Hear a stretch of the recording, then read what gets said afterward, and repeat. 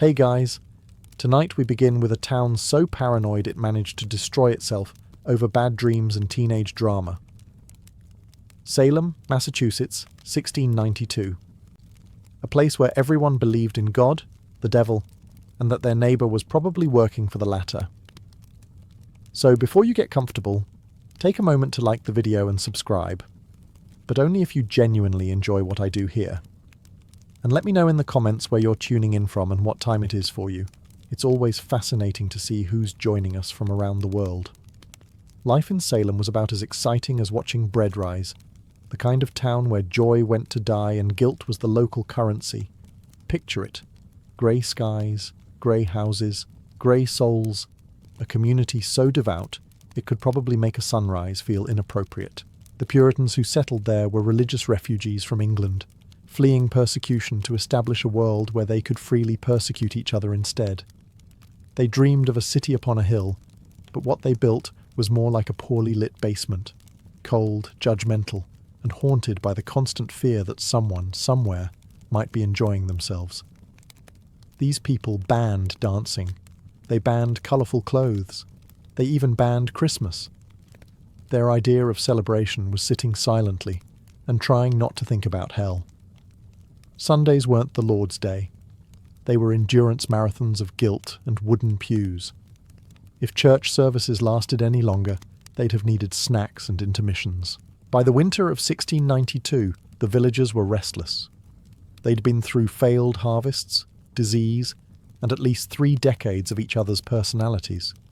Every argument over land, livestock, or theology had turned into a slow-burning feud.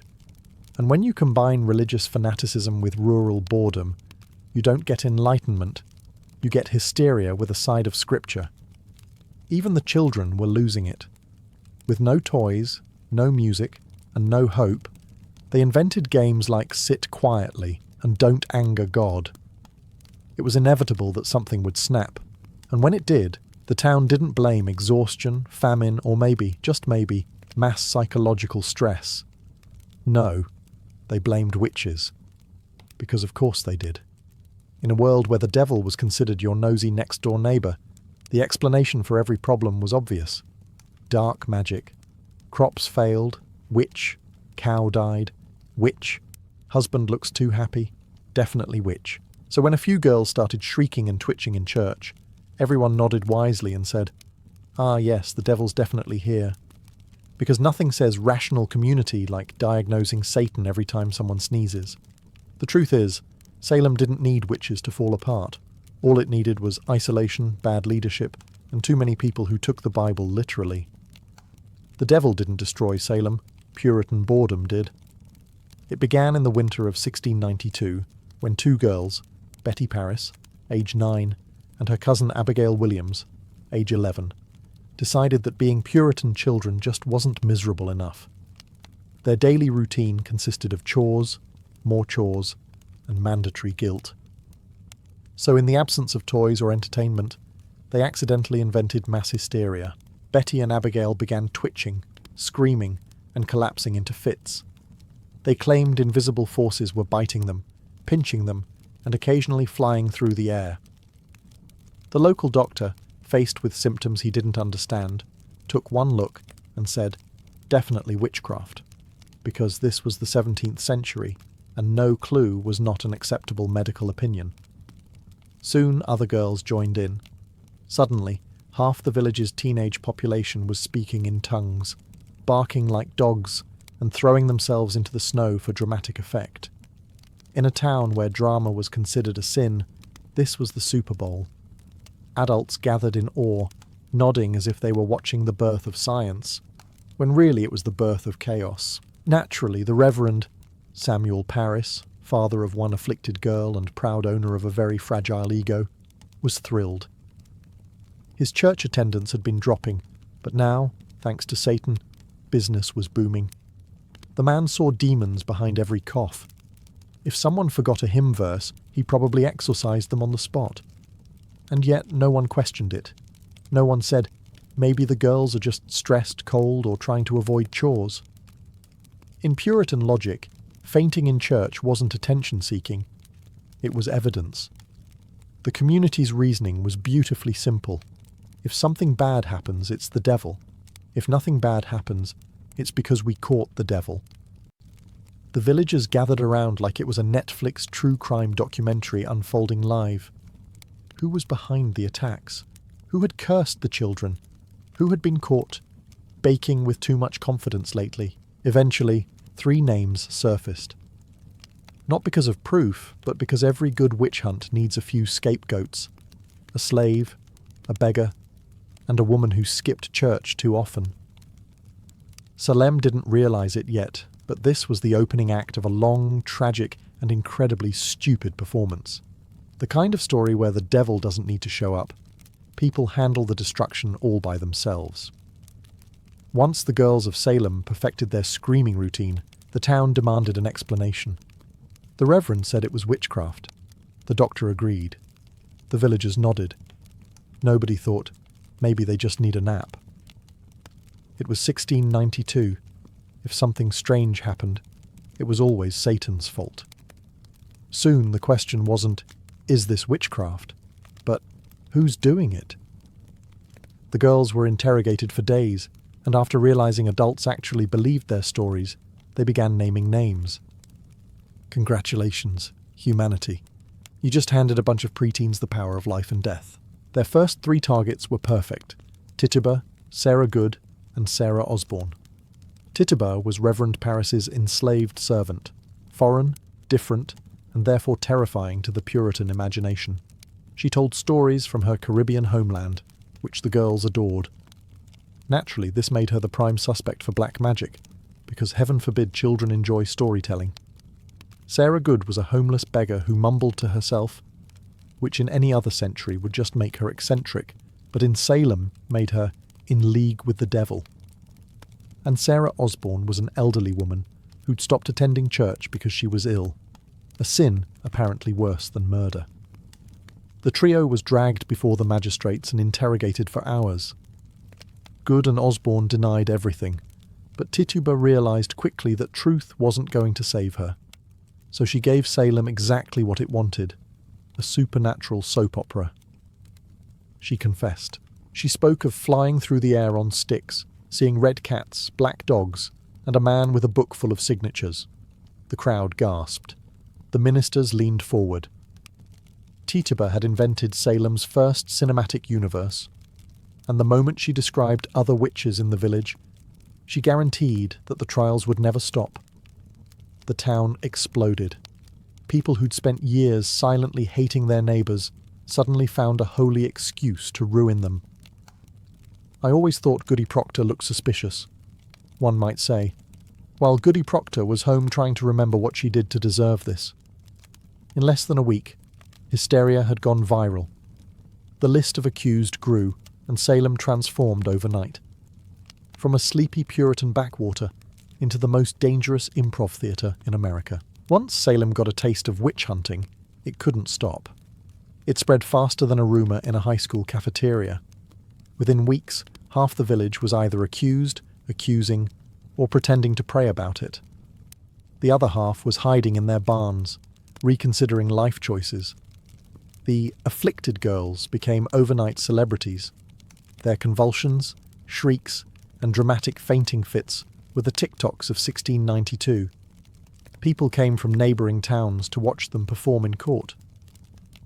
Every time a new witch entered the room, the girls screamed, pointed, and collapsed into what looked suspiciously like bad acting. But to the good people of Salem, it was proof that the devil was freelancing in Massachusetts. Logic didn't stand a chance. The town's leadership had gone fully feral. If you defended someone accused of witchcraft, you were accused yourself.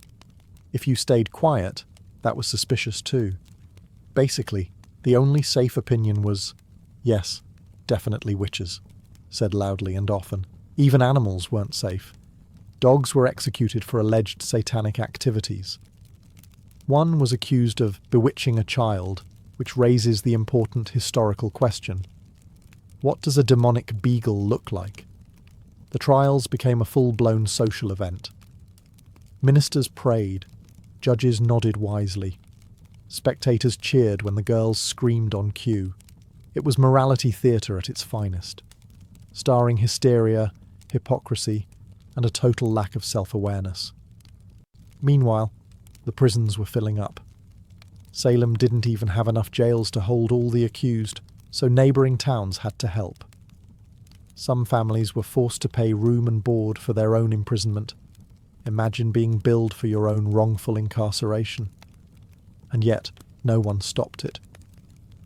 Fear had replaced reason, and mass delusion was the new religion. The villagers truly believed the devil was walking among them, wearing human faces, milking cows, and possibly running the local bakery. The real witches, of course, were nowhere to be found, but the mob didn't care. Witch hunts were less about finding evil and more about creating it, a form of community therapy with terrible side effects. By the end of spring 1692, Salem had perfected the art of collective insanity, and like any good contagion, hysteria didn't need facts, it just needed believers. By May of 1692, Salem had so many accused witches that the regular courts simply couldn't keep up. The jails were full, the ministers were exhausted, and the villagers were running out of rope. So the Massachusetts governor, William Phips, decided to form a special tribunal, the Court of Oyer and Terminer, which sounds fancy until you learn it means to hear and determine. Translation: we'll listen politely and then hang you anyway. The court was headed by Chief Justice William Stoughton, a man whose entire personality could be described as self-righteous thunderstorm. Stoughton saw witchcraft everywhere. He treated every accusation as gospel, every confession as victory, and every denial as proof of guilt.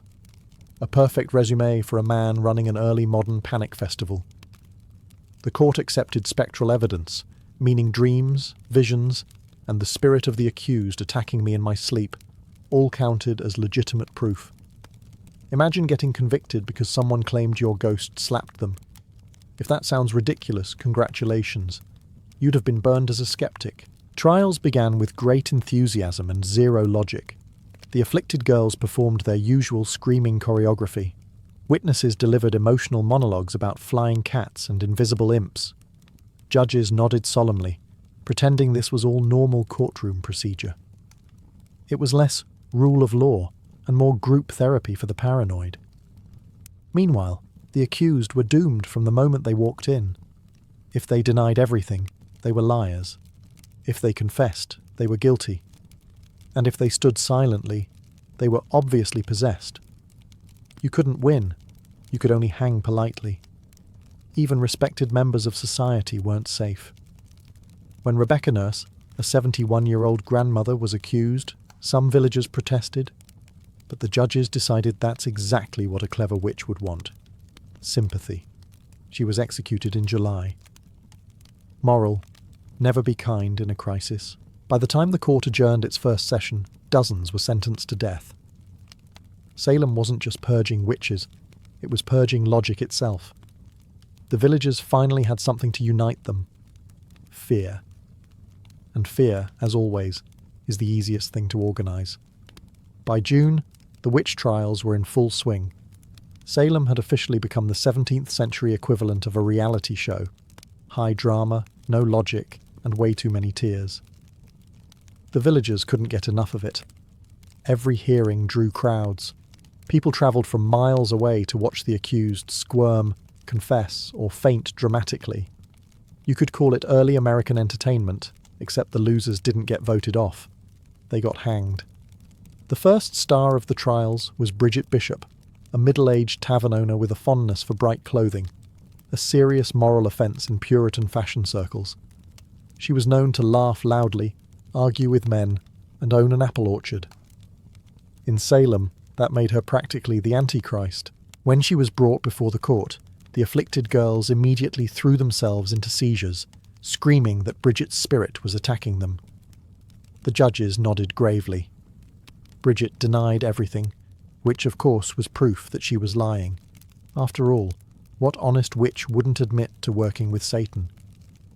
Witnesses came forward with the usual nonsense: mysterious deaths of chickens, spoiled milk, suspicious laughter. One man swore he saw Bridget's ghost sitting on his chest at night.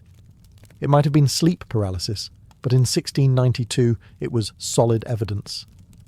The jury deliberated for 5 minutes and found her guilty. She was hanged on June 10th, officially kicking off Salem's summer of stupidity. After that, the executions came in waves. Sarah Good, Susanna Martin, Rebecca Nurse and others followed, each accused, convicted and executed in assembly line fashion. The town became a machine that ran on fear, prayer and poorly made rope. But the more people died, the more afflicted girls popped up. Apparently, hysteria was contagious and came with a strong sense of theatre.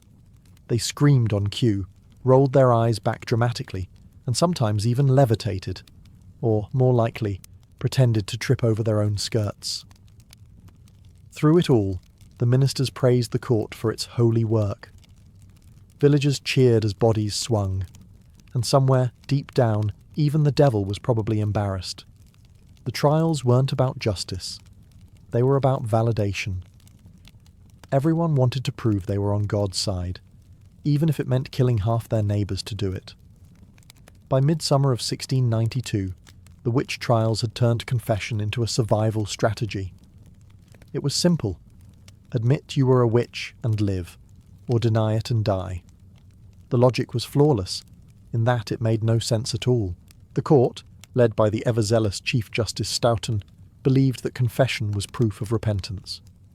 After all, what better way to prove your holiness than to admit you were working for the devil? Those who denied the charges were obviously lying under Satan's influence. It was a judicial system built entirely on vibes. Confessing didn't mean freedom, though. It meant signing your name to a lie, spending weeks in prison, and snitching on others to stay alive. Salem had invented the first pyramid scheme of damnation. Confess, name your friends, and maybe God gives you a discount on execution fees. Meanwhile, the accused faced interrogation sessions that would make modern torture look like job interviews. Judges demanded names. Ministers shouted prayers. The afflicted girls screamed on cue. It was less a trial and more a psychological circus, one where the truth was the last thing anyone wanted. Some accused witches broke down quickly. Deliverance Hobbs confessed after hours of questioning and immediately started naming others. Mary Warren, who had been one of the original afflicted girls, switched sides and got accused herself. The message was clear. Nobody was safe, not even the liars, and the town loved it. People gathered outside the jails, whispering the latest gossip like it was an early episode of Dateline, Colonial Edition. Neighbours who'd spent years hating each other finally had a moral excuse to say it out loud. Salem wasn't purifying itself. It was getting even. For those who refused to confess, the outcome was already written. The gallows were waiting, and repentance was no longer the goal. Obedience was. As long as you bowed to the court's hysteria, you could live to grovel another day. By late July, the hangings were routine, the sermons predictable, and the fear industrialized. The devil didn't have to tempt Salem. He just had to sit back and watch as the faithful did his work for him. If the Salem Witch Trials were a bonfire, the ministers were the ones gleefully tossing in the wood. By summer 1692, the town's religious leaders had become the spiritual hype men of hysteria, quoting scripture, shouting about Satan, and doing everything except asking a single logical question. Leading the charge was Reverend Samuel Parris, the local preacher whose ego could have powered a small colony. Parris had started this mess when his daughter and niece went full Broadway, but instead of calming things down, he treated it like divine validation. Every new accusation made his sermons longer and his self-importance bigger. It was the best attendance his church had seen in years. Then came Reverend Cotton Mather, the intellectual celebrity of Puritan New England. Cotton had written a 300-page masterpiece about demonic possession, a thrilling read if you enjoy academic paranoia. He hadn't even visited Salem yet, but that didn't stop him from mailing in advice like an early influencer. Yes, keep fighting the devil. Don't listen to skeptics. Cotton's father, Increase Mather. Yes, that's his real name, and yes, it sounds like a rejected algebra command, was slightly more cautious. But not cautious enough. The Mathers believed witchcraft was real, dangerous, and absolutely everywhere. If you stubbed your toe, That was probably Satan testing your faith. Their sermons fanned the flames like celestial propaganda. Ministers described the devil's armies of darkness infiltrating the colonies. They painted witches as the ultimate threat. Not starvation, not disease, but women who owned goats and read too much. And the people believed it. Because when your pastor says God is watching, you listen. Especially when you're half-starved, half-frozen, and fully terrified of eternal damnation. The clergy didn't mean to start mass murder. They just wanted to feel useful. But every sermon, every pamphlet, every warning about the devil added fuel to a fire they couldn't control. Salem had turned into a sermon gone wrong, one that began with repentance and ended with rope. By the end of the summer, ministers were no longer saving souls, they were endorsing executions. It was religion weaponized, and God, apparently, had terrible PR. By August 1692, Salem had officially lost its collective mind. The trials weren't a crisis anymore. They were a lifestyle. The gallows were busier than the local market. Ministers were publishing witch-hunting guides, and every villager was one bad conversation away from being hanged. The town ran on paranoia. You couldn't even compliment someone's cow without being accused of devilish flattery. People avoided eye contact, stopped lending tools, and learned that the safest sentence in Salem was, Amen. The ones who stayed quiet were suspicious. The ones who talked too much were definitely suspicious. It was the world's first introvert apocalypse. The afflicted girls had become celebrities, the original influencers. Every twitch, scream, or fainting fit was front-page news. They claimed to see ghosts of executed witches, which the judges took seriously because, of course they did. Their testimony carried more weight than logic, evidence, or common sense combined. The girls had discovered what every future politician would later learn. If you lie with confidence, people will build a system around it. Meanwhile, the trials had completely derailed the economy. Farms were abandoned, livestock wandered off, and the harvest rotted in the fields. When half your workforce is in prison, and the other half is pretending to be possessed, productivity tends to drop. The devil didn't have to destroy Salem. The villagers were doing an excellent job all on their own. The jail cells overflowed. Dozens of people waited months for trial, some shackled to the walls. The smell alone could have exorcised a demon. Even animals were executed. One dog was reportedly hanged for looking suspicious. Imagine being a literal good boy and still catching a witchcraft charge. Still, the villagers believed they were fighting holy evil. Ministers said every hanging brought them closer to God, which was convenient, since it also made room in the prison. The trials had become a perfect machine, powered by fear, maintained by ignorance, and sanctified by prayer. By late summer, Salem wasn't a town anymore. It was a fever dream stitched together with rope and bad theology. Logic was dead, mercy was treason, and the only thing truly thriving was hysteria. While most of Salem was busy hanging its neighbours, one man decided to make his exit in style. His name was Giles Corey, an 81-year-old farmer who looked at hysteria, squinted and said, "No thanks." Giles was everything the Puritans secretly hated, stubborn, sarcastic, and unimpressed by authority. When he was accused of witchcraft in September 1692, he didn't panic. He didn't confess. He didn't even argue. He simply refused to plead at all. Now, refusing to plead in colonial Massachusetts wasn't a quiet protest. It was a legal nightmare. Without a plea, the court couldn't technically try you, which meant they couldn't legally seize your land after execution. Giles understood that better than anyone. He wasn't protecting his soul. He was protecting his property. He basically looked at the court and said, "You're not getting my farm, you clowns." The judges naturally took this as a personal challenge, so they resorted to a medieval punishment known as pressing, laying heavy stones on the accused until they either entered a plea or, well, flattened. It was brutal, slow, and, in the eyes of the Puritans, entirely godly. They stripped Giles naked, placed him in a field, and began stacking rocks on his chest, one by one. Witnesses said the sheriff demanded he speak, but Giles stayed silent. When he finally opened his mouth, it wasn't to beg for mercy. His last recorded words were, "More weight." That's it. The man was being crushed to death by rocks and still managed to deliver the coldest one-liner in American history. Somewhere, a metal guitarist was born spiritually. For 2 days, they kept piling on stones until his chest caved in. He never confessed, never pled, never broke.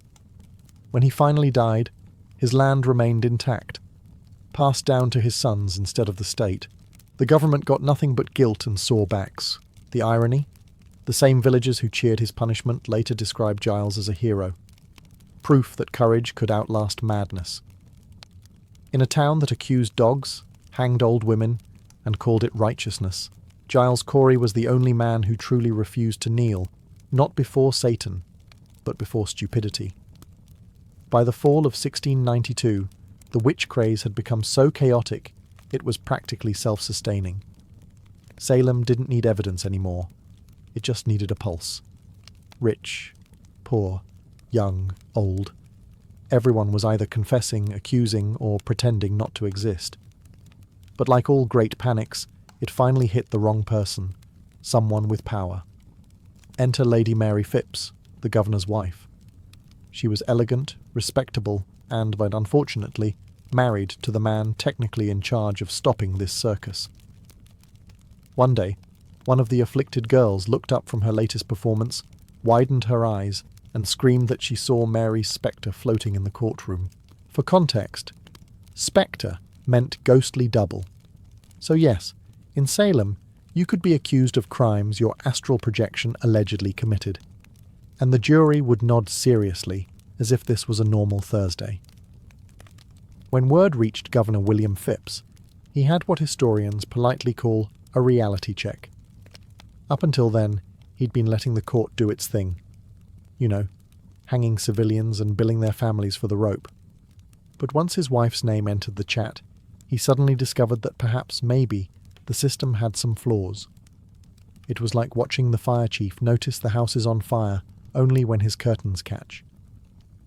Phipps quickly ordered the court to stop accepting spectral evidence, which was of course the only kind of evidence Salem had. That small decision instantly dismantled the entire witch-hunting operation. Within weeks, the hysteria began to collapse. The afflicted girls still tried to perform, but the crowd had grown skeptical. Without ghost witnesses, the judges were left with awkward silences and half-baked rumours. The spell had finally broken, not through reason or repentance, but through nepotism. Because in 1692, justice didn't end when innocence was proven. It ended when the governor's wife got accused. Still, the damage was done. Dozens were dead, hundreds imprisoned, and the town's reputation had gone up in metaphorical flames. The devil, one imagines, didn't even need to interfere.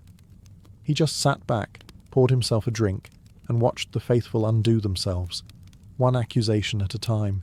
By late October 1692, Salem had finally run out of steam, and more importantly, out of believable witches. The hangings had slowed, the crowds had stopped cheering, and the afflicted girls were running low on new material. After months of screaming, fainting, and pointing dramatically, their spiritual stamina was fading fast.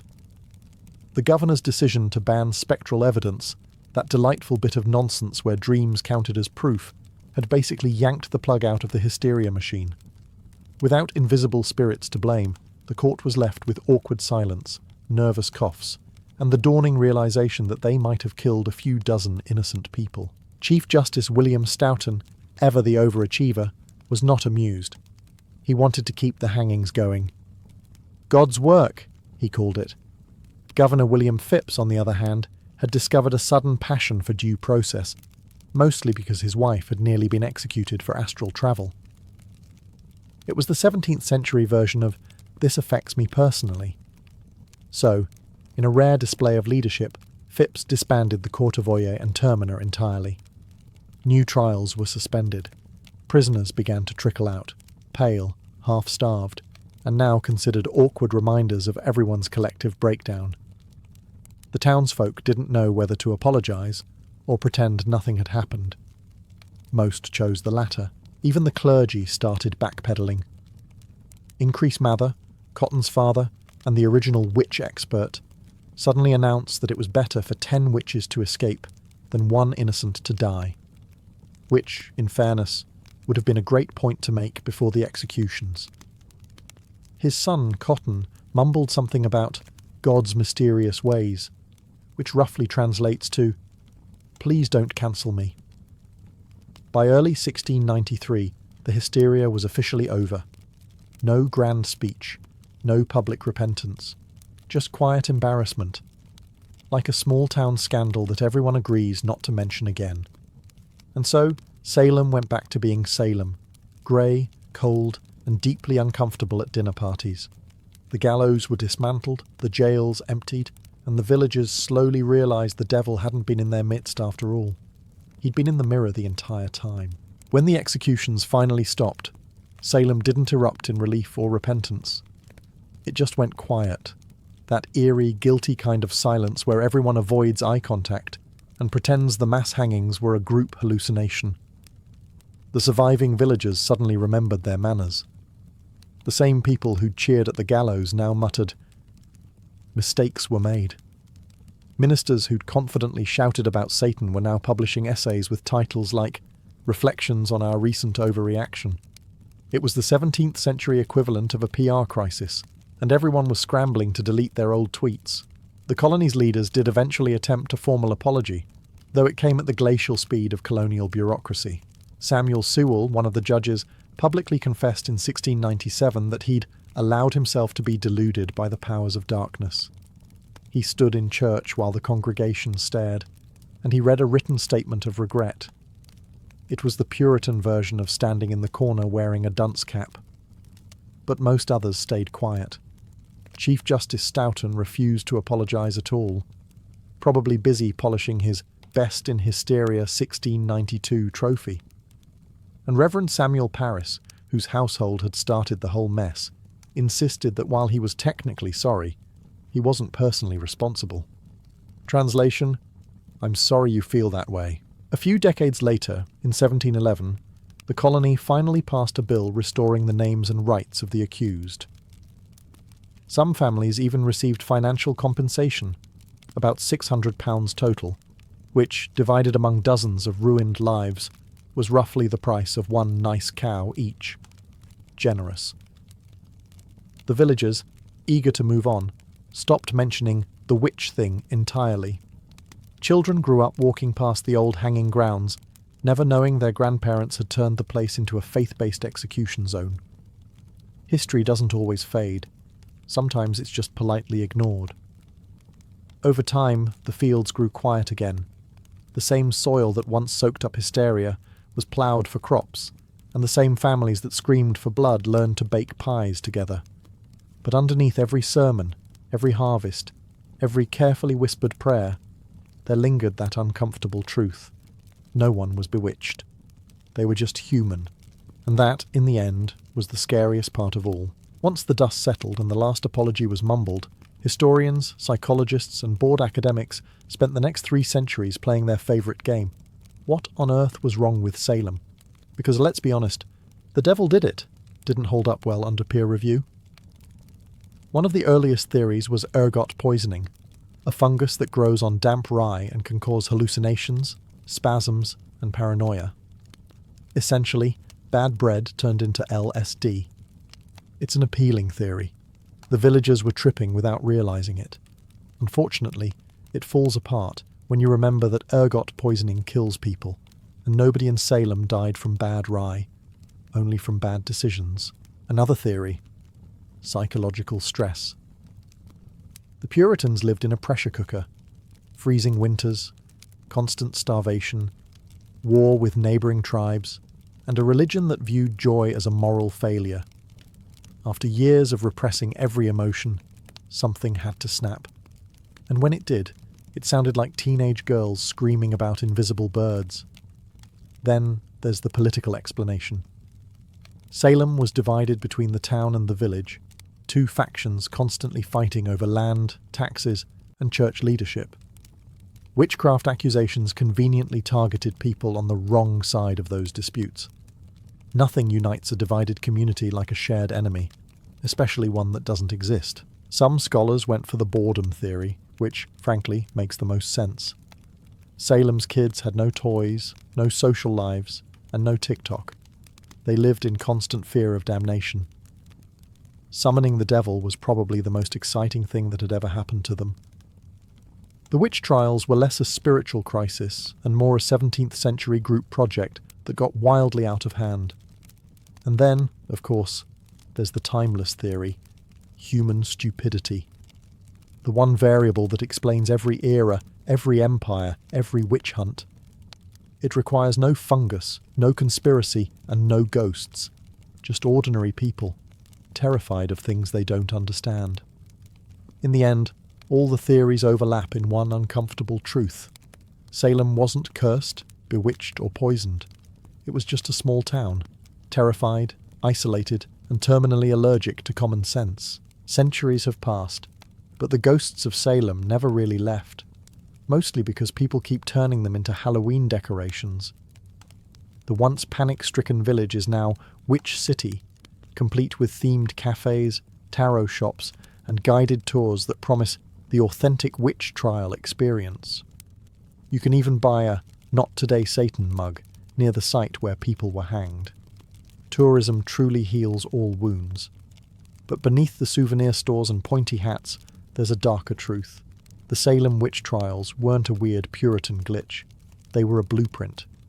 Fear, once institutionalized, never really goes out of style. Change the vocabulary, modernize the outfits, and you can replay Salem in any century. The trials became shorthand for collective madness, for what happens when emotion outruns evidence and paranoia gets a platform. Politicians, teachers, journalists, they've all used Salem as the ultimate cautionary tale. But let's be honest, humanity didn't exactly learn the lesson. Every few decades, someone dusts off the old script, swaps witches for communists or heretics, or whoever's trending, and the show starts again. And that's the real horror of Salem. Not the hangings, not the superstitions, but how familiar it all feels. The characters never change. You've got the terrified citizens who just want to belong, the loud preachers who claim to know the truth, the judges who think they're saving the world, and the quiet ones who know it's all wrong but stay silent anyway. The devil never needed to appear. He outsourced the job to people. Today, the same land where Salem panicked for months now hosts annual witch festivals, complete with costumes, food trucks, and crystal stalls. It's poetic, really, the ultimate apology in capitalism form. What was once a tragedy is now a marketing campaign with pumpkin spice. But if you listen closely, past the chatter, past the laughter, you can still feel it, that old hum of fear just beneath the surface. Because the truth about Salem is this: it didn't end. It just learned how to rebrand. In the Viking world, the hearth was more than just a fire pit. It was the glowing heart of the household, the centre of warmth, cooking, storytelling, and education. Forget the idea of dusty classrooms or strict tutors. Viking children learned their first lessons sitting cross-legged on fur rugs, listening to their mother's voice rise and fall like the northern wind. Every spark from the fire seemed to carry a lesson about gods, honour, and survival. The Viking mother was teacher, priestess, and lawkeeper all at once. She taught her children to speak clearly, to remember the sagas of their ancestors, and to never confuse cowardice with caution. Language was sacred, every word a weapon or a shield. Boys learned to boast properly. There was an art to that. While girls were trained to keep household records, recite family histories, and manage trade dealings when the men were away raiding. To a Viking woman, running a home was not domestic work. It was governance on a smaller scale, and her pupils were future warriors, traders, or leaders. Even before a child could walk, they absorbed the rhythm of storytelling. Mothers told tales of Odin's wisdom, Loki's mischief, and Freya's strength. These weren't bedtime distractions. They were moral textbooks. From Odin, One learned cunning and sacrifice. From Loki, the price of deceit. From Freya, the balance of beauty and ferocity. Every story carried an invisible rule: act with honor, keep your word, and never whine about the cold. But education didn't stop with words. A Viking child was expected to observe, to learn by watching how their mother settled disputes, handled trade, or stitched sails strong enough to withstand the sea. If a mother could negotiate with a merchant from the east and milk a goat before breakfast, she was a living example of competence. So while southern Europe relied on monasteries and scholars, the Norse relied on mothers with iron patience and sharper tongues. They turned every moment, from weaving wool to preparing fish, into a lesson. In this way, the hearth became the first school of the North.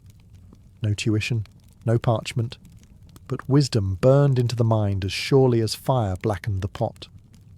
For Viking girls, education was never about embroidery and silence. It was about survival, strategy, and the subtle art of power. While boys practiced with axes, girls learned how to manage everything the men would eventually leave behind. And given how many men didn't return from raiding, this was not a theoretical skill. From an early age, Viking daughters learned to count coin, measure grain, and memorize the terms of trade agreements. A clever girl knew how to spot a dishonest merchant before he opened his mouth. She learned how to manage property, make contracts, and even file claims at the local thing, the Viking court. The law was not a mystery to her. Her mother would whisper it by the hearth, line by line, like a sacred charm. What could be owned, who could inherit, and what happened when someone broke their word. The sagas often speak of women who managed estates, freed slaves, and even commissioned ships, all without waiting for a man's permission. Girls were also trained in storytelling and memory. In a world without books, a sharp mind was more valuable than a sword. They were the family's historians, the keepers of lineage and honor. Forgetting one's ancestry was like forgetting one's soul. When an argument arose over land or bloodlines, it was often the daughter who stood up and recited 10 generations from memory, silencing the men around her. And then came the subtler lessons: diplomacy, persuasion, and reading a man's pride. Viking women didn't wield swords often, but they could disarm with words just as efficiently. A well-timed compliment could save a deal. A quiet insult could end one. The ability to balance charm and authority was as essential as knowing how to bake bread that wouldn't turn to stone. By the time a Viking girl reached marriageable age, which could be as early as 15, she was already expected to manage an entire household or even a farm. Her dowry wasn't just silver or linen. It was her education, her competence, her ability to rule in her husband's absence. And so, under her mother's watchful eye, she became what Norsemen secretly feared most: a woman who needed no one's protection but her own. If Viking girls were shaped by wisdom and trade, Viking boys were forged in the heat of discipline and danger. From the moment a boy could lift a stick, it became an axe in his imagination. The Norse didn't raise sons to be gentle. They raised them to be dependable. The kind of men who could split wood, steer a ship, and, if necessary, split a skull. Education began at home, but the lessons soon moved outdoors. Fathers, uncles, or older warriors took over from the mothers, teaching boys how to wield axes, spears, and shields. There were no wooden swords for play, only blunted real ones. Every swing carried a bruise, and every bruise was a reminder. Strength without control was dangerous. Control without courage was useless. Even games had meaning. Wrestling taught endurance. Snowball fights taught aim and teamwork. Hunting taught patience and silence. But alongside combat came the education of the tongue. Words could win wars before blades did. Boys learned how to swear oaths and deliver boasts without trembling. Breaking an oath was not just dishonor, it was a spiritual crime. Better to die than to lie, Viking mothers reminded their sons, even while patching up their torn tunics. A man's word was his weapon, and one wrong promise could haunt an entire bloodline. At feasts, young boys sat cross-legged near the elders, listening to sagas of ancient heroes and tragic fools. They memorized how loyalty was rewarded and betrayal punished. It wasn't just entertainment, it was behavioral programming. Every tale ended with a moral sharper than a blade. Courage, loyalty, and generosity weren't abstract virtues. They were survival tools in a harsh world where one's reputation travelled faster than the wind. And when boys reached the edge of adolescence, their education reached its test. Some were sent on short voyages with older men to learn navigation, endurance, and the etiquette of raiding. Don't steal from your kin, don't strike from behind, and don't cry unless it's from laughter or mead. By then, the lessons of the hearth had transformed into the lessons of the axe. A Viking boy's schooling didn't produce scholars. It produced men whose hands were calloused, whose words carried weight, and whose honour, once lost, could never be bought back. Before the Vikings ever built ships, they built stories. The sagas were their libraries, their moral codes, and their Netflix, except with far more murder and fewer happy endings. Every home was filled with them, passed from one generation to the next, carried not on parchment, but in memory. To the Viking child, a saga was both bedtime story and blueprint for life. Evenings by the hearth were sacred. The flickering firelight became the teacher's podium, and the mother or scold, storyteller, became the professor. Children sat still, or else, while she wove tales of Odin's wisdom, Thor's fury, and Loki's reckless brilliance. The sagas were not meant to entertain, but to instruct. Each story carried an unspoken lesson: courage in the face of doom, loyalty to kin, and acceptance of fate, even when that fate was bleak. The Vikings didn't hide tragedy from their children. They made it educational. Listening was an art form. A child had to remember not just the story, but its rhythm, the pauses, the exact words. Oral memory was a prized skill. Forgetting a detail was like dropping a shield in battle. A good memory could earn respect. A poor one could earn mockery that lasted for winters. So mothers and fathers tested their children constantly. What did Freyr do next? Why did Sigurd die? And woe to the child who couldn't answer. The sagas also served as emotional training. Through them, children learned how to handle loss, betrayal, and triumph without falling apart. They saw heroes rise and fall, lovers curse and forgive, and tricksters escape their own stupidity. Lessons that would later help them navigate adulthood's storms. Even humour had a place. The sly wit of Loki, or the drunken boasts of Thor, reminded young minds that laughter could coexist with fear. By the time they reached adolescence, Viking children could retell dozens of sagas word for word, complete with gestures, accents, and timing. A family's reputation often depended on the eloquence of its young storytellers. To speak well was to live well. To remember was to honour. Thus, in the North, storytelling wasn't just art, it was survival. The sagas didn't just preserve the past, they prepared the future. Every Viking child carried their ancestors' voices in their head, and through them, the world stayed alive. Viking mothers had a reputation that blended tenderness with terrifying authority. They could cradle a baby one moment and silence a rowdy teenager with a single glare the next. In their world, discipline wasn't cruelty, it was structure, the spine that held the family together. A mother's love was warm, but it came wrapped in iron. Physical punishment was rare but not unheard of. The greater punishment was shame.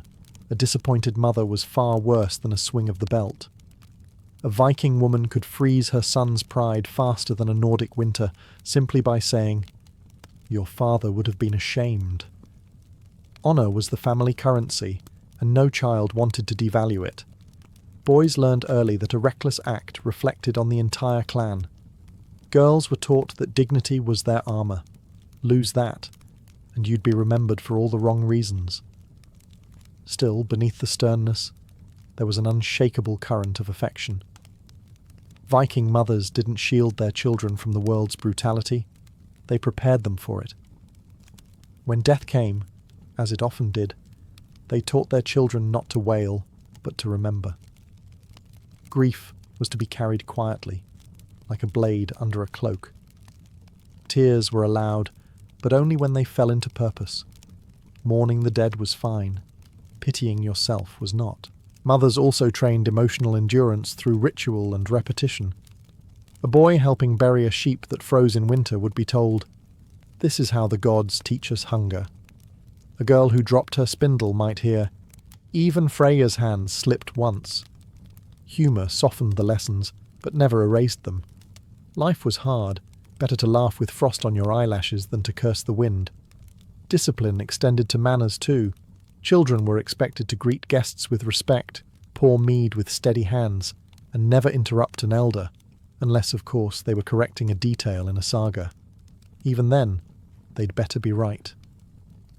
So, Viking motherhood was an art of balance, half affection, half fortitude. The hearth wasn't just warm because of the fire, it was warm because of the woman who commanded it. And through her blend of love and law, every child learned the first and hardest Viking lesson. Strength without kindness is savage, but kindness without strength is useless. If the Viking home was the first school, the village was the second. Out there, under the open sky, children learned that their actions rippled far beyond their family's walls.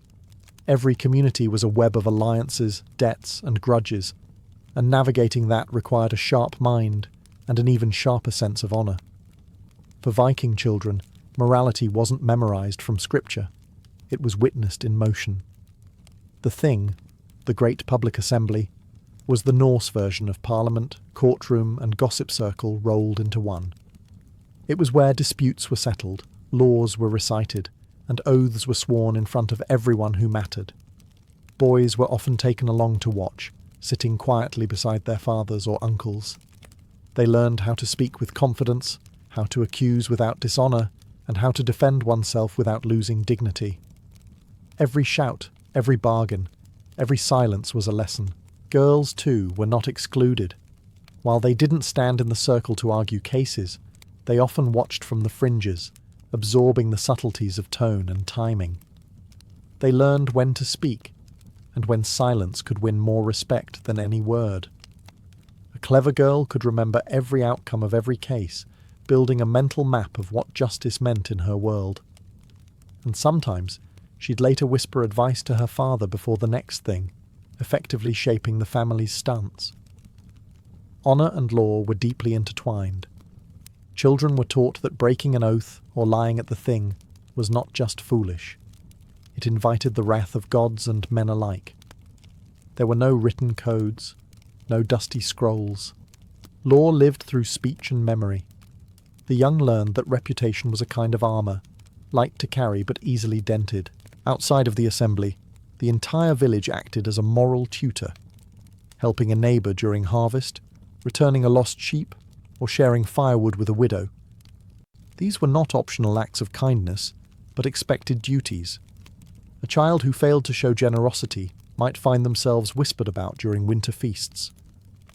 So, while modern children learned ethics in classrooms, Viking children learned it in the marketplace of life, through eyes that never stopped watching, and a culture that never stopped remembering.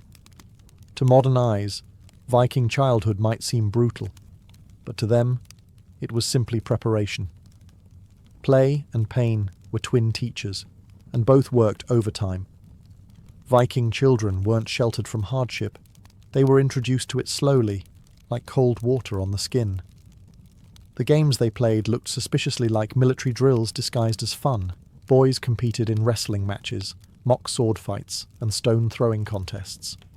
They learned endurance by running barefoot across frozen ground and balance by standing on the ribs of overturned boats. Bruises were trophies, and anyone who complained risked being called nithing, cowardly. The playground was the fjord, the forest, and sometimes the deck of a ship that rocked just enough to make a child's stomach revolt. When the men returned from raids, boys watched how they carried their scars and tried to mimic the swagger. Girls, too, had their own brand of toughness. While they spun wool and fetched water, they also practiced archery, horse riding, and sometimes axe throwing, skills that could mean survival when their husbands were gone for seasons at a time. A Viking mother might hand her daughter a spindle and an axe on the same day and say, "One feeds life, the other defends it. Learn both. Even play had rules that echoed adult life. When children built tiny ships from wood scraps, they practiced leadership, assigning captains, dividing loot, settling disputes with mock oaths. Story games reenacted sagas. Someone always had to play the traitor, someone the avenger. It was emotional conditioning disguised as entertainment. By the time they reached 12, Viking children had already rehearsed most of the moral dramas they'd face as adults. Hardship was constant, but never meaningless. Falling through ice or losing a goat taught resilience faster than any lecture. Parents rarely coddled. Instead, they offered lessons in calm acceptance. The gods gave you 2 hands, they'd say, and not one of them is for whining. Compassion existed, but it was measured. Help was offered after the lesson was learned. So, through laughter, bruises, and freezing air, Viking children learned to turn pain into pride. By adulthood, they didn't just survive the North, they embodied it. Cold, beautiful, and unbreakable. In Viking society, childhood didn't fade gently into adulthood. It ended abruptly, with ceremony, risk, and a touch of blood. There was no graduation, no quiet birthday acknowledgement. One day you were a child, the next, the community expected you to stand tall, hold your tongue, and carry your own blade. For boys, the transition came through a rite that tested endurance and courage. At around 12 to 15 years old, a youth would be taken on his first voyage or hunt. There was no cheering crowd, just elders watching in silence to see if the boy could keep his fear to himself. A successful kill, a well-placed strike, or even a moment of restraint could mark the difference between respect and ridicule. When he returned, he was greeted not with hugs, but with acknowledgement. A nod from his father, a cup of mead handed by his mother, and a new seat among the men. Girls' transitions were quieter, but no less profound. When a young woman reached maturity, her education in household governance became official. She might be given her own keys, literal symbols of authority, representing the right to manage stores, servants, and wealth. A Viking woman's keys jingled like medals. They meant power, trust, and adulthood. She might also participate in rituals honouring Freya, goddess of fertility and independence, reaffirming her strength and control over her own future. Both boys and girls learned that adulthood wasn't a reward, it was a responsibility. You were now bound by your word, accountable to your clan, and expected to uphold its honour. Mistakes carried real consequences. Insult the wrong man, and you might spark a blood feud. Fail to manage your household, and your reputation could sour for generations. Even hair marked the passage. Boys might cut theirs short before setting sail, signifying readiness for battle. Girls braided theirs in new ways, practical, yet symbolic of maturity. The community noticed every change. These rites weren't just rituals, they were contracts with life itself. The child who once sat by the hearth now faced storms, trade, and warfare. The girl who once spun wool now ruled over men and money. In the Viking world, growing up wasn't about age. It was about endurance, mastery, and the moment everyone else stopped calling you child. In the Viking world, education never truly ended. It simply changed hands. The same children who once sat by the fire, wide-eyed at their mother's sagas, eventually became the storytellers, teachers, and lawkeepers themselves. The Norse understood that knowledge was as fragile as life at sea. If not passed on, it vanished. So every generation became both student and teacher in an endless cycle of remembrance. By adulthood, Vikings had no written diplomas, no libraries, and no scholars in robes. Yet they carried more history in their minds than most monasteries stored on parchment. Memory was their archive, and storytelling was their method of preservation. The sagas were recited again and again, at weddings, feasts, funerals, and long winter nights, each retelling sharpening the details, ensuring that no ancestor was forgotten. A child who could quote their lineage was a living monument. One who couldn't was a nobody. This system made every household a miniature academy of survival. Fathers taught navigation by stars, mothers taught herbs and lore, elders taught patience and humility. The sea, the soil, and the seasons were textbooks written by the gods. Education wasn't about collecting facts. It was about understanding fate, strength, and consequence. The Viking who ignored his mother's wisdom often learned it later. Painfully. Even death carried lessons. When elders felt their time nearing its end, they prepared their families not with tears, but with instruction. They told stories of raids gone wrong, of comrades who broke oaths, of kings who trusted the wrong hand. These weren't eulogies. They were warnings. To die without passing on wisdom was considered almost shameful, a betrayal of both kin and gods. And so, Viking education became the quiet engine of their civilization. It turned an illiterate people into poets and explorers, bound by memory stronger than ink. When their ships crossed to distant lands, from Iceland to Byzantium, they carried not scrolls, but songs, tales, and laws alive in their minds. In the end, Viking motherhood and education were inseparable forces. The woman by the fire was not just raising children. She was maintaining the continuity of an entire culture. Through her words, the North remembered itself, fierce, proud, and never silent. By the spring of 1615, Japan's swords had been sheathed for almost 2 decades, but the silence was deceiving. The land had not forgotten the taste of war. It had merely been forced to swallow it. Tokugawa Ieyasu, the old fox of politics, sat in his palace at Edo, watching, waiting, and listening. And what he heard disturbed him, whispers rising from the great stone walls of Osaka Castle. There, the Toyotomi clan still lived, or rather, still refused to die. Toyotomi Hideyori, the son of the once mighty unifier Hideyoshi, was now a young man. Officially, he was no threat to the Tokugawa. But unofficially, he was the ember that could ignite another civil war. His castle, Osaka-jo, was the largest, wealthiest, and most impregnable fortress in Japan. And inside its walls gathered all those who missed the old days of blood and glory, wandering ronin, discontented lords, and nostalgic warriors who believed the Tokugawa had smothered the samurai spirit under layers of bureaucracy and peace. Osaka became a beacon, or a warning. To many, Hideyori represented the true heir of Japan's unification, the son of a man who had risen from peasantry to rule the nation through brilliance and force. To Ieyasu, however, Hideyori was a ticking time bomb wrapped in silk. The Tokugawa shogunate had only recently taken root, and Ieyasu, though officially retired, still pulled the strings behind the throne. He understood that if the Toyotomi name wasn't erased, his dynasty would forever stand on sand. So, while Japan's farmers prepared for spring planting, Ieyasu prepared for war. Messengers rode under moonlight, spies passed through sake houses, maps were drawn, and generals recalled. The shogunate's patience had run out. Meanwhile, within Osaka Castle, the atmosphere was shifting. The corridors echoed with the laughter of samurai sharpening their blades. Mothers whispered prayers.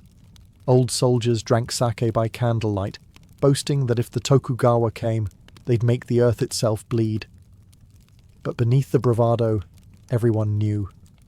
The peace that had lasted since the Battle of Sekigahara was dying. The drums of destiny were beating again. And as dawn rose over the mist-shrouded moat of Osaka Castle, Japan, weary of peace, prepared once more to burn. Inside Osaka Castle, power didn't rest in Toyotomi Hideyori's young hands, but in those of his mother, Yodogimi, a woman as beautiful as she was formidable. She had watched her husband, Toyotomi Hideyoshi, rise from peasant roots to become Japan's ruler, and she wasn't about to let his legacy fade under the shadow of Tokugawa rule. To her, the Tokugawa weren't bringers of peace. They were usurpers who had stolen her husband's dream and her son's inheritance. Yodogimi understood politics the way a swordsman understood the weight of his blade. She knew that peace built on fear could not last. So she began to gather the discontented, masterless samurai, wandering swordsmen, and proud lords who had lost favour under Tokugawa rule. These men, the Ronin, were ghosts of the old world. Men with no masters, no income, and too much pride. And when word spread that Osaka Castle would welcome them and pay them, they came from every corner of Japan like moths to a dying flame. By the winter of 1614, the fortress had become a living legend. Its walls were said to be unbreachable, its moats wide enough to swallow armies. Within, thousands of warriors sharpened their swords, repaired their armour, and spoke of honour as though it were a forgotten religion. Poets and priests mingled with mercenaries. Blacksmiths worked day and night forging blades for a war no one officially admitted was coming. Yodogimi orchestrated it all with cunning precision. She promised her followers redemption, a chance to die for something greater than survival. And to those who still hesitated, she reminded them of their ancestors, who had lived by the sword and died in glory. Better to fall in fire, she was rumoured to say, than to rot in peace. Meanwhile, spies loyal to Tokugawa Ieyasu infiltrated Osaka's streets, reporting that the castle's garrison was swelling by the day. The shogunate pretended not to notice, but Ieyasu's patience was thinning. He had spent his youth mastering war, and his old age pretending peace. Now the Toyotomi dared to defy him again. And so, beneath Osaka's golden rooftops, a storm was gathering. Yodogimi's rebellion wasn't just about revenge. It was about memory. The spirit of Hideyoshi still haunted Japan, and his widow was determined to make sure it didn't rest quietly. In November 1614, the Tokugawa army began its march toward Osaka, an unstoppable tide of banners, armour, and ambition. Over 200,000 men advanced under the shogunate's command, their armour gleaming like black scales beneath a grey sky. The air was thick with frost and the smell of gunpowder. For the first time in Japan's long civil wars, foreign cannon, cast in the European style, were rolled into position. It was not just a battle between clans anymore. It was the old world colliding with the new. Inside the towering walls of Osaka Castle, Hideyori and Yodogimi prepared for the inevitable. Their garrison, numbering perhaps 100,000 samurai and ronin, watched the enemy gather across the frozen plains. Morale was high, partly from pride, partly from denial. Many still believed the castle was invincible. Its moats were deep, its walls thick, its defenders fierce. "Let the Tokugawa come," some boasted. "They'll break their teeth on these stones." But the siege that followed was unlike anything Japan had seen before. The Tokugawa army dug trenches, built fortifications, and unleashed a relentless barrage of cannon fire. Day and night, the thunder echoed across the snow-covered plains. Stones and fireballs smashed against the castle's walls. Inside, children hid under straw mats, while monks prayed and samurai shouted chants to steel their nerves. Yet, Osaka held firm. In the chaos of December, the Toyotomi launched daring counterattacks, swift night raids that slashed through the Tokugawa camps and vanished into the darkness. Women served as messengers, and even entertainers picked up weapons. The defenders fought not for victory, but for legacy, to prove that the Toyotomi bloodline would not surrender quietly to time or tyranny. By the end of the winter, both sides were exhausted. The siege had turned the once lush plains into a frozen wasteland of corpses and broken armour. But the Tokugawa still couldn't breach the castle, so Ieyasu turned to deception instead of strength. Negotiations were offered. A truce was signed. The Toyotomi agreed to dismantle their outer defences in exchange for peace. And as snow melted into mud, the guns fell silent. But deep down, every man on both sides knew this peace would not last. Ieyasu wasn't finished. He was only waiting for spring. When winter finally broke, so did the siege, or so it seemed. The Tokugawa and the Toyotomi signed what was called a peace treaty, though it was crafted more like a blade than a document. The agreement stated that Osaka Castle would dismantle its outer defences in exchange for safety and recognition. On paper, it was mercy. In reality, it was the opening act of betrayal. Tokugawa Ieyasu had no intention of letting the Toyotomi survive another season. He had watched their walls withstand cannon fire, and their spirit refuse surrender. If brute force couldn't destroy Osaka, then cunning would. So while the Toyotomi celebrated, Ieyasu smiled, the kind of smile that comes right before a knife slips between ribs. Hideyori's men, trusting in the treaty, began removing their fortifications. Moats were filled, walls levelled, and gates weakened. The defenders thought peace had been earned. The shogunate merely watched them dismantle their own shield. Within months, Osaka Castle, once the mightiest fortress in Japan, stood exposed, its once impenetrable layers stripped bare by diplomacy. Inside the castle, spirits were uneasy. Some ronins smelled the trick and begged Yodogimi to fortify again, but others, weary from the long winter, clung to hope. Even Hideyori hesitated, torn between his mother's fierce instinct and his desire to believe the war was over. He was still young, idealistic, and perhaps too honourable for the age he lived in. Meanwhile, the Tokugawa prepared once more. Weapons were repaired, troops were recalled, and orders spread quietly through the provinces. Ieyasu himself, nearly 75, refused to stay behind. "A man must finish what he starts," he said, summoning his war council.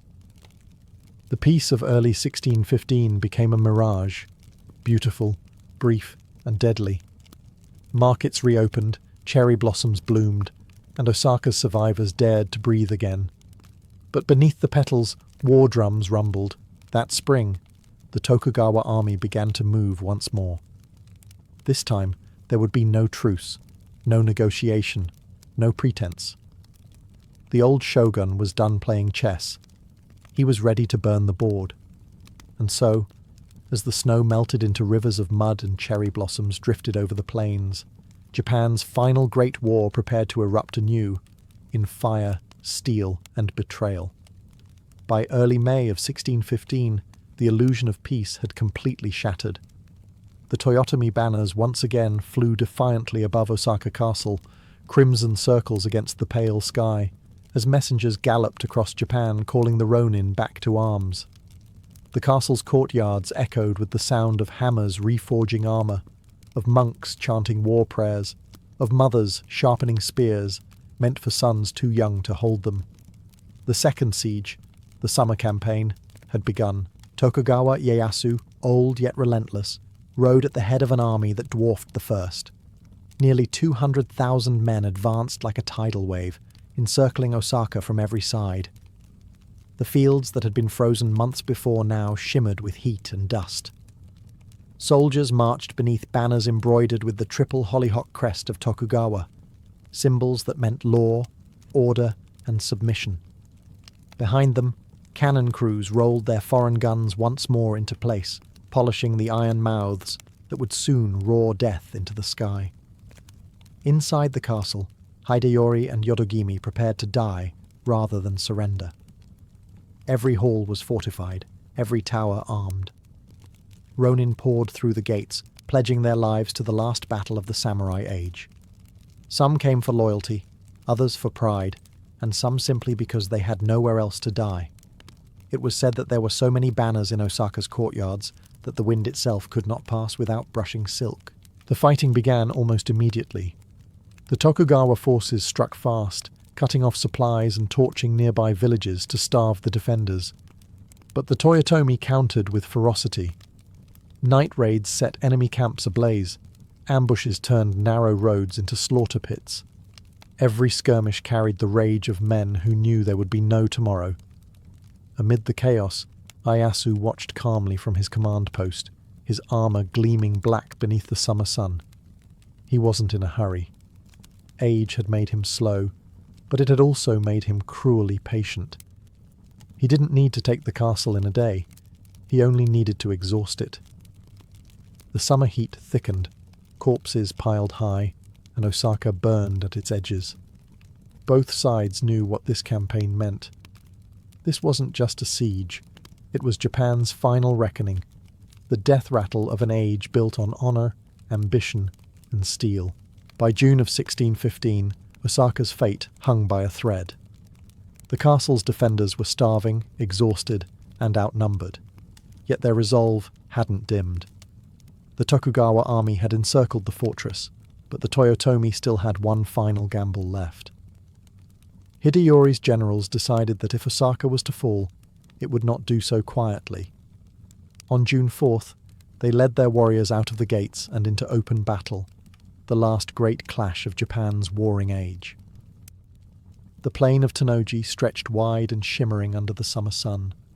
Across it stood the Tokugawa forces, arrayed in perfect formation, banners snapping, muskets glinting, drums rolling like thunder. In contrast, the Toyotomi army was smaller, but ferociously determined. They had nothing left to defend except their honour. Commanding them was the legendary general Goto Matabe, who tied his hair in a war knot, whispered a prayer to the gods, and charged first. The initial assault was devastating. The Toyotomi samurai, hardened by desperation, tore through the Tokugawa vanguard like a blade through cloth. Muskets roared, arrows darkened the air, and for a brief, miraculous hour, it seemed as though the impossible might happen. The shogunate line began to bend. Even Ieyasu himself, overseeing the battle from a hilltop, was said to have been shaken by the ferocity of the attack. But numbers and discipline soon decided what courage alone could not. Reinforcements swept in from both flanks, surrounding the Toyotomi warriors in a tightening ring of steel. Cannons thundered, smoke swallowed the field, and the advance stalled. Matabe fell, his armour shattered, his banner trampled. Still, his men fought on, slashing through ranks until they were cut down to the last. By midday, the Toyotomi forces were in retreat. Blood soaked the fields of Tennoji. The cries of the wounded mingled with the beating of retreat drums. From the walls of Osaka, Yodogimi watched the battlefield burn, knowing what it meant. The last of their army was gone. That night, the plains still smoked, littered with thousands of bodies. The old gods of war had taken their tribute, and the sun set crimson over a Japan that would never see such chaos again. The Battle of Tennoji had ended, and so too had the age of the samurai's open defiance. After the slaughter at Tennoji, the survivors staggered back toward Osaka Castle, wounded, bloodied, and broken. The plains around the fortress were a sea of smoke and corpses, and behind that curtain of ruin marched the Tokugawa army. This time there would be no truce, no terms, no mercy. As dawn broke, the final assault began. Cannon fire shook the earth, blasting holes through the castle walls. Arrows and bullets rained down in endless waves, cutting through men, women, and even children who carried water to the defenders. The roar of war echoed through every corridor, every courtyard. Osaka Castle, once the jewel of the Toyotomi clan, now stood as a giant tomb. Inside, chaos reigned. The defenders fought room by room, staircase by staircase. Ronin charged through collapsing gates with nothing left but broken blades. Women carried spears, archers fired from windows until smoke choked their lungs, and monks beat war drums until their hands bled. Every hall was filled with firelight and screams. It was no longer about victory. It was about defiance, about dying on one's feet rather than kneeling to the shogunate. Yodogimi, calm even as the walls shook around her, ordered her attendants to prepare the inner sanctum. She knew this was the end, but she would not let her son be captured alive. Toyotomi Hideyori, now 22, donned his armour for the first and last time. "Let us die with honour," he said to his followers. His mother simply nodded, holding a dagger meant for both of them. The flames spread faster than any army. Roof tiles cracked from the heat, towers collapsed into ash. From the distance, Tokugawa Ieyasu watched in silence as smoke swallowed the sky. Some said he wept, others said he smiled. By nightfall, Osaka Castle was gone, consumed entirely by fire. Those who escaped told of mothers leaping into the flames with their children, of samurai who bowed to the east before plunging their swords into their bellies. It was not a battle anymore. It was ritual suicide on the scale of a nation. The fire burned for 3 days, and when it finally died, so too did the last heartbeat of the Toyotomi. When the flames finally began to fade, Osaka Castle was no longer a fortress. It was a grave. The air reeked of ash and iron, the moats ran red, and the once golden rooftops were now blackened skeletons against the sky. Among the ruins, the last of the Toyotomi line awaited their fate. Inside the innermost chamber, Yodogimi and her son, Toyotomi Hideyori, sat in silence. The roar of the fire outside sounded like waves crashing against eternity. There were no more soldiers left to command, no allies to call upon. Only the dignity of choosing how to die. The Tokugawa had offered no path to surrender. For them, the existence of Hideyori was itself a rebellion. As the flames crept closer, Yodogimi prepared for the inevitable. She had lived through the rise of her husband, Toyotomi Hideyoshi, who had unified Japan through sheer will. Now she would watch that dream die in smoke. In her final act, she ensured her son's death would not be a spectacle for Ieyasu's court. Hideyori bowed before the household shrine, whispering prayers to his ancestors, then performed seppuku, the ritual suicide of a samurai. His retainers followed, one after another, until the room fell silent, except for the crackling of fire. Yodogimi joined him soon after, choosing death beside her son rather than capture. When Tokugawa soldiers entered the ruins the next morning, they found only ashes and broken blades. The Toyotomi crest, once a symbol of ambition and unity, lay scorched beneath the rubble. Ieyasu ordered that the remains be buried and the castle completely levelled. He understood the power of symbols, and he meant to erase this one forever. For the survivors, Osaka's fall marked more than the end of a family. It was the end of an era. The age of constant warfare that had shaped Japan for centuries was over. The sword would now serve the pen, and the warrior's duty would shift from conquest to obedience. Yet legends of Osaka's fall spread quickly. Poets spoke of it as a noble tragedy, a last stand against inevitability. And somewhere in that smoke, the ghost of Hideyoshi, the peasant who became ruler, seemed to whisper, "Even fire cannot burn memory." When the smoke of Osaka finally drifted away, Japan awoke to a strange quiet. The land that had been drenched in blood for over a century now lay still, not with peace born of harmony, but with peace imposed by fear. The Toyotomi were gone, their ashes scattered beneath the ruins of their own pride. And in their absence, the Tokugawa shogunate rose like an iron sunrise over the nation. Tokugawa Ieyasu, now in his 70s, had done what no warlord before him had managed. He ended the age of war by extinguishing every spark capable of reigniting it. With the destruction of Osaka Castle, the final obstacle to his dynasty's rule had been erased. The swords of Japan were sheathed, and the age of the samurai, at least as warriors, had come to an end. From this point on, their duty would be to serve, not to fight. In Edo, Ieyasu's capital, edicts were issued with ruthless efficiency. Travel was restricted, castles were dismantled, and the great families were ordered to send their heirs as hostages to the shogun's court, a leash disguised as loyalty. Trade and agriculture flourished, but the fire of ambition that had once driven Japan's warlords was smothered beneath the weight of order. The shogunate called it peace. Some whispered it was a beautiful prison. For the few who survived Osaka's fall, the new world felt hollow. The wandering ronin who once dreamed of glory now drifted through the countryside, blades rusting at their sides, telling tales of the castle that had burned rather than bow. The poets and monks of the following decades would turn those stories into legend, the final act of an age when men fought for honour, not bureaucracy. As for Ieyasu, he lived only a short while after his victory. In 1616, the old shogun died in his sleep, leaving behind a nation terrified of rebellion, and yet grateful for stability.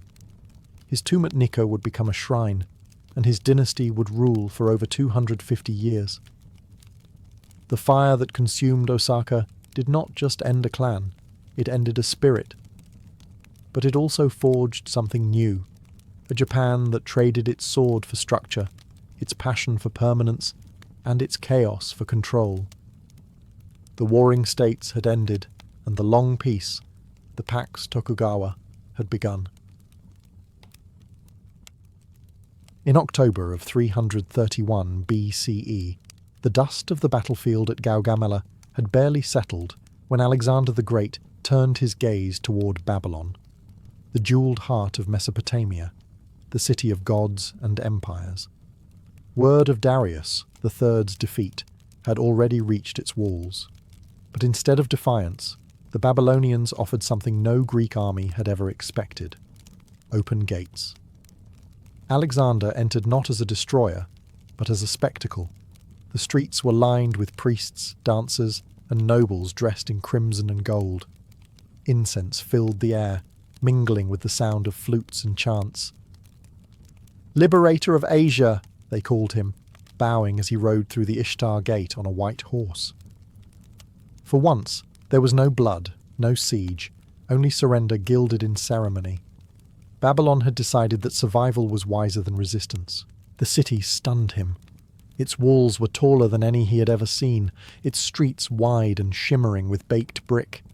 The great ziggurat of Marduk, temple of the chief god of Babylon, towered above the skyline like a staircase to heaven. Alexander, who had spent his life conquering stone and soil, suddenly stood in a city that felt eternal. Even his hard-nosed Macedonian veterans fell silent at the sight of it. The people adored him. He released prisoners, honoured local gods, and promised restoration to temples long neglected under Persian rule. He even ordered sacrifices to Marduk, declaring that the Babylonian gods had aided his victory. The priests nodded approvingly. A conqueror who understood divine politics was one worth keeping alive. But beneath the cheers and garlands, something shifted in Alexander's heart. The boy from Macedon, who once slept beneath the stars beside his soldiers, now slept in the golden chambers of Nebuchadnezzar's palace. He sat on Darius's throne and began to see himself not as a foreign invader, but as a ruler destined to unite worlds. Greece and Persia, West and East. Why not both? That night, as torchlight flickered on the Euphrates and Babylon's musicians played their slow, hypnotic songs, Alexander looked out over the city and whispered to himself, This is the beginning of something greater." He was right, but not in the way he hoped. Once the gates of Babylon closed behind him, Alexander began to change. The Macedonian conqueror, who had once dined beside his soldiers and marched through dust and blood as one of them, now found himself surrounded by silks, courtiers, and whispers. He took up residence in Darius's great palace, a marvel of polished stone and scented gardens, and for the first time in his life he sat upon another man's throne. At first it was symbolic, a gesture of victory, but symbols have a way of reshaping the man who wields them. Alexander began wearing the Persian diadem, adopting the long robes of the great kings, and sitting upon a raised dais during audiences. Visitors were expected to bow, even to prostrate themselves before him, a Persian custom called proskynesis. To his Macedonian companions, this was an abomination. They had followed him as king, not as god. Whispers spread through the palace like smoke. Men who had once called him brother now spoke of him in the third person. "Alexander has forgotten himself," one soldier muttered. "He's becoming Persian." But Alexander saw it differently. To rule the East, he believed he must become part of it. To conquer a people was not enough. One had to inherit their spirit, their customs, their gods. He married Persian women of noble blood and encouraged his officers to do the same. He reinstated Persian administrators and placed local satraps back into power, pairing them with Greek overseers. Babylon became a living experiment, a fusion of two worlds, East and West, reason and mysticism, Olympus and Ahura Mazda. But such unity came at a price. At feasts, Alexander's Macedonian generals grew restless as courtiers bowed and Persians toasted his divinity. Old comrades like Parmenion and Clytus whispered that their king had been bewitched by luxury. Alexander ignored them. "They think small," he told Hephaestion one night. "They see a throne. I see a world." Yet beneath that grand vision lurked a dangerous truth. The more he embraced the East, the more he alienated the men who had carried him there. The boy who had once sought to emulate Achilles now sought to surpass him, not as a hero, but as something divine. And Babylon, with its intoxicating beauty, was the perfect place to forget that even gods can bleed. In the months that followed, Babylon transformed from a conquered city into the beating heart of Alexander's empire, a place where Greek marble met Persian gold. He summoned architects, philosophers, and astrologers from every corner of his dominion. Greek artisans carved statues of Athena beside temples to Marduk. Persian scribes recorded Greek laws in cuneiform. It was a strange harmony, brilliant, fragile, and utterly new.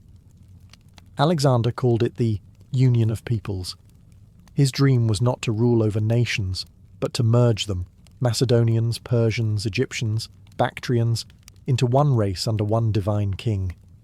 He held grand banquets where Greek generals sat beside Persian satraps, sharing wine and stories they barely understood. To the idealists, it was a vision of peace. To the veterans who had fought their way from the Hellespont to the Tigris, it was blasphemy. The soldiers grumbled that their king had gone native. They mocked his Persian robes, his use of incense, his golden throne. At night, they whispered of omens, that Alexander had angered Zeus by calling himself the son of Ammon, that the gods of Greece no longer walked beside him. The more he tried to unite them, the further apart his armies drifted. Yet Alexander pressed on, convinced that destiny favoured him. "The world is not divided," he said during one of his lavish banquets. "It is we who draw the lines." He began to see himself as the living bridge between two civilizations, a man chosen by the gods to fuse East and West. Babylon, with its palaces and gardens, became his laboratory for this grand experiment. But unity built on ambition is a fragile thing. His officers began quarrelling over privilege. Macedonians resented Persians being given equal rank. Persians resented Macedonian arrogance. The more Alexander preached equality, the more his empire rippled with quiet rebellion. And somewhere beneath the celebration, beneath the wine, the music, and the gleaming marble, something darker took root. Paranoia. He began to suspect plots where none existed, to test loyalty with cruelty. His friends noticed the change, but dared not speak of it. The conqueror who had defeated Darius now faced a new enemy, himself. In the twilight of Babylon, Alexander was no longer just building an empire. He was beginning to lose his soul to it. Power, like wine, can sour when left too long in the cup. By 328 BCE, Alexander's victories had made him untouchable, and isolation began to twist that power inward. He no longer saw himself as the boy from Macedon, but as a vessel of divine will. Those who had once been comrades were now subjects, and their loyalty was something to be tested, not trusted. At first it began with suspicion, whispers of conspiracies, secret punishments, and quiet executions. He began to drink more heavily, as though the wine could silence the restless gods in his mind. His soldiers still cheered him, but their laughter died when he passed. The boy they had followed through deserts and storms now looked at them with the eyes of a man surrounded by ghosts. The breaking point came at a banquet in Maracanda, a night meant for celebration that ended in blood. Clytus the Black, one of his oldest friends, the man who had saved his life at the Battle of Granicus, drank too much and spoke too freely. He mocked Alexander's Persian clothes, called him arrogant, reminded him that his victories were won by Macedonian steel, not divine favour. "You forget who made you king," Clytus shouted, slamming his cup to the floor. The room froze. "Alexander," flushed with rage and drink, hurled back accusations of ingratitude and treachery. Friends tried to restrain him, but pride had already lit the fuse. In a blur of fury, he seized a spear and drove it through Clytus's chest. The laughter, the music, the celebration, all vanished in an instant. Clytus fell, and with him, something inside Alexander died too. The next morning, the conqueror of Asia wept over the body. He refused food for days, calling himself a murderer unworthy of his own empire. His generals begged him to rise, reminding him that kings could not afford remorse. Eventually, he did, but the remorse didn't fade. It hardened into something else. Cold conviction. If the world demanded a god, then a god he would become, untouchable, unquestioned, and above the frailty of men. From that night on, Babylon would never see laughter at his feasts again. Only silence, and the uneasy sound of power devouring its own. After Clytus's death, something irreversible shifted inside Alexander. The grief that had once softened him was now replaced by an almost religious conviction that he was not merely mortal. The blood on his hands was no longer guilt, he told himself, but divine sacrifice. To his followers, he began to speak not as a man, but as one chosen by the heavens. In Babylon, he demanded proskynesis from everyone. Macedonians, Persians, even his oldest companions. They were to bow before him as before a god. The ritual, common in Persian court, was alien to his men. Macedonian pride recoiled at the sight.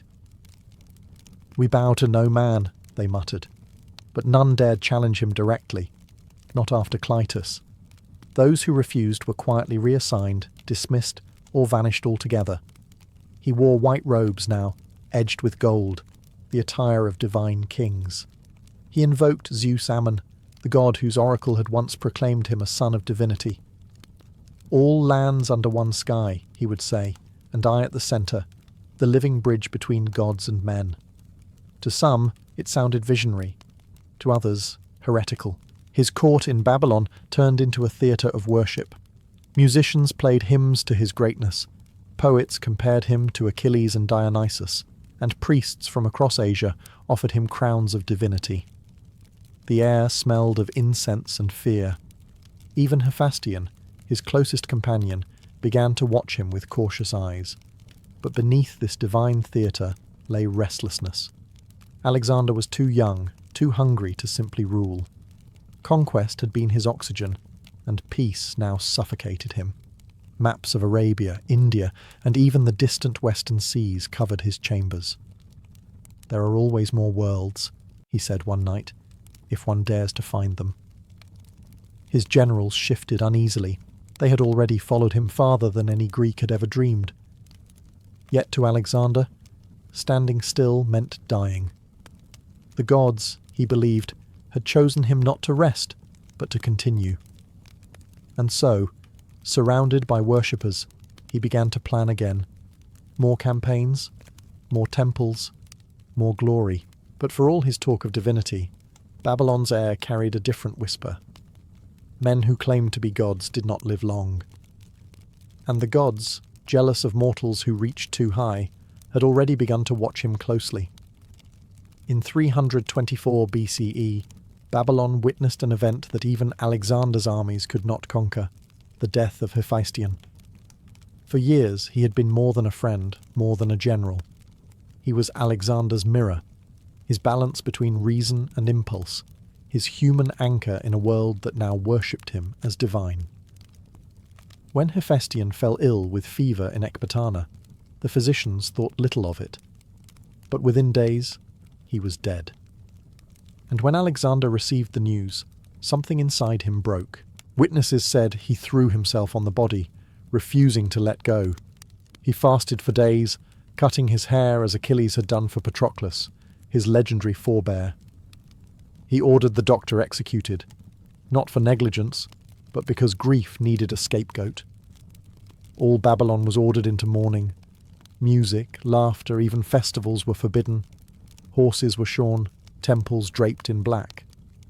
For months, the greatest city in the world became a funeral pyre for one man. Then came the construction, the most extravagant funerary monument the East had ever seen. Columns of gold and cedar rose high over the Euphrates. Statues of lions and gods lined the path. Alexander spared no expense, spending treasures that could have funded an army. He declared Hephaestion a divine hero, commanding that sacrifices be made to him across the empire. Some whispered that he sought to resurrect him through ritual, as if the grief of a god could undo death itself. His generals watched in silence, terrified and awed. This was not the same Alexander who had crossed deserts and rivers laughing beside them. This was a man haunted, his eyes hollow, his temper mercurial. One day he wept, the next he raged at priests, accusing them of betrayal for failing to bring omens of Hephaestion's spirit. When the fires of the funeral burned, their smoke rose into Babylon's skies like a black crown.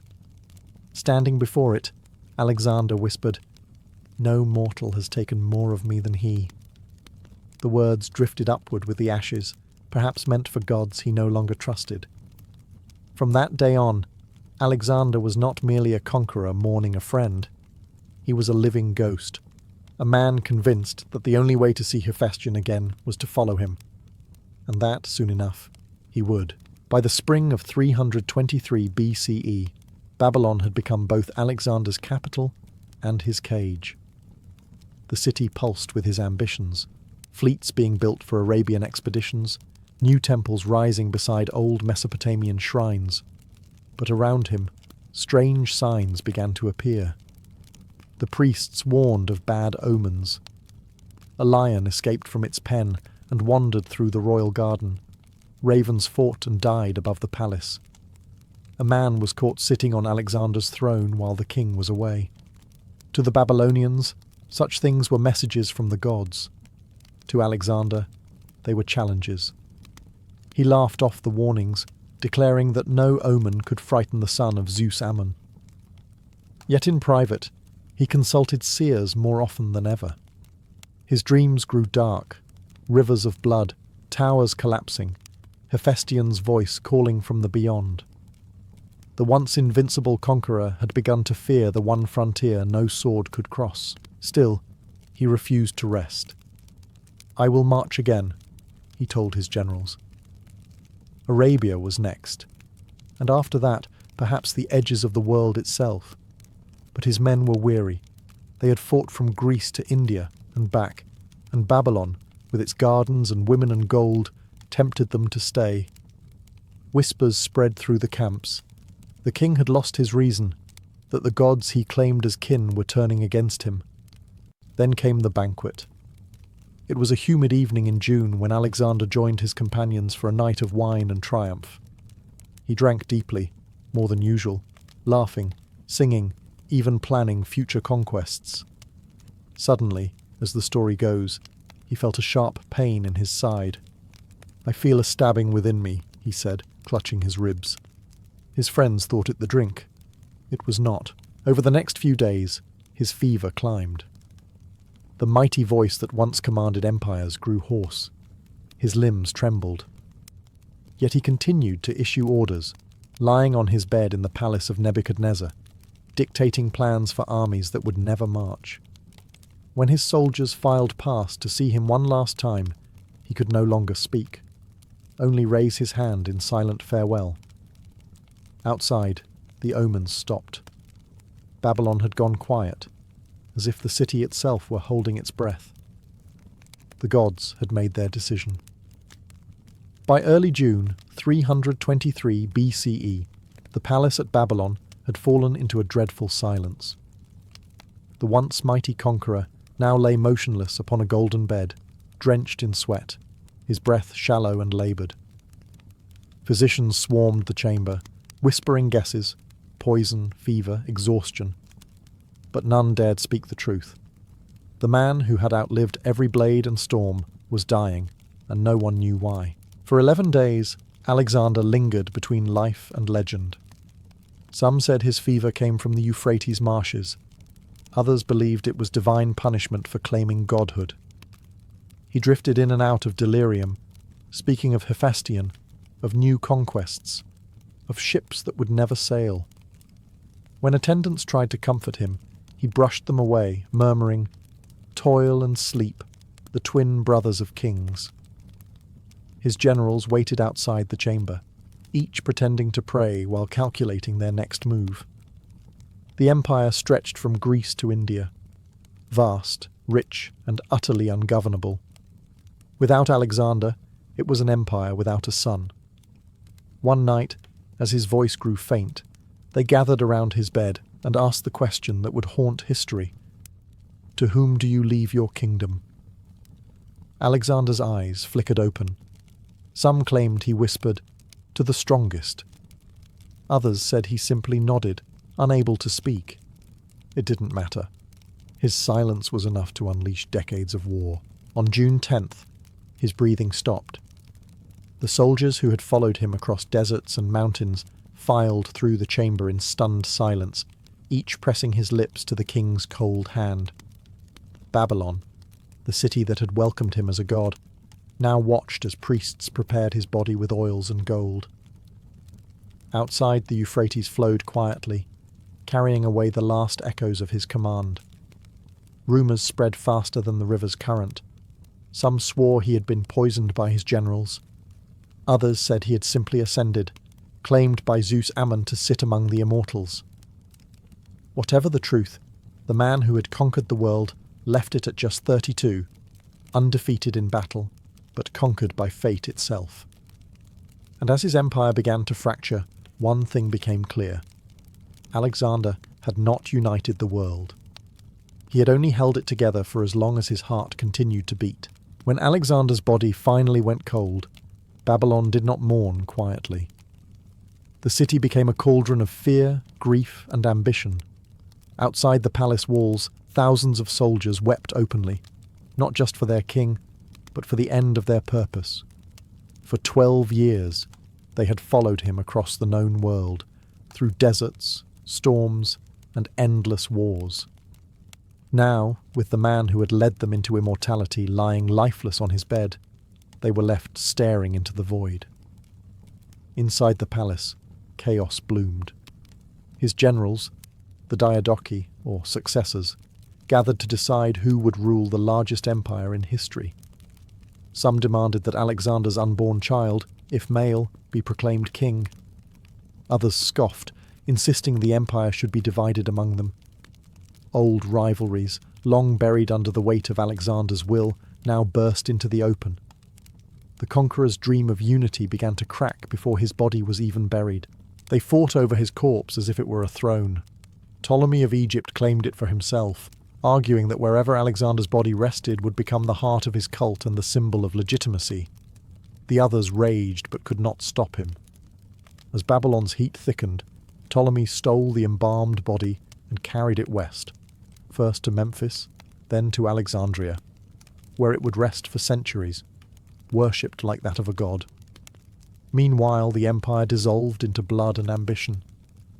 Antigonus took Asia, Seleucus claimed the east, Lysimachus ruled Thrace, Cassander took Macedonia, each carving away a piece of Alexander's dream. The borders he had burned into history melted like wax under the sun. In Babylon itself, silence returned. The great palaces stood empty, the canals clogged with dust. The city that had seen empires rise and fall now watched another die within its walls. Yet Alexander's shadow never left. Even centuries later, travellers swore they could still feel his presence, a restless spirit wandering through ruins, searching for a world that might have lived up to his vision. And so, Babylon became both his triumph and his tomb, the place where a mortal man tried to become divine, and where the divine finally remembered what it meant to die.